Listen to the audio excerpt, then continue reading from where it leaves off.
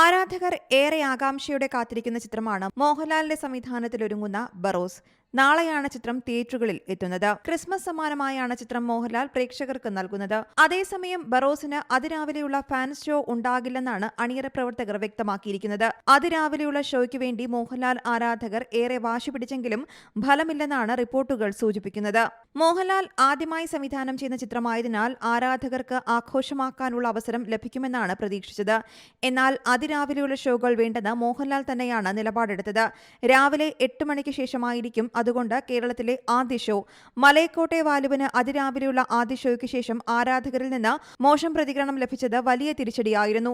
ആരാധകരിൽ നിന്നുള്ള മോശം അഭിപ്രായങ്ങൾ പിന്നീട് സിനിമയ്ക്ക് തിരിച്ചടിയാവുകയും ചെയ്തു. ഈ കാരണത്താലാണ് ബറോസിന് ആദ്യ ഷോ വേണ്ട എന്ന തീരുമാനത്തിലേക്ക് ലാൽ എത്തിയതെന്നാണ് റിപ്പോർട്ടുകൾ വ്യക്തമാക്കുന്നത്.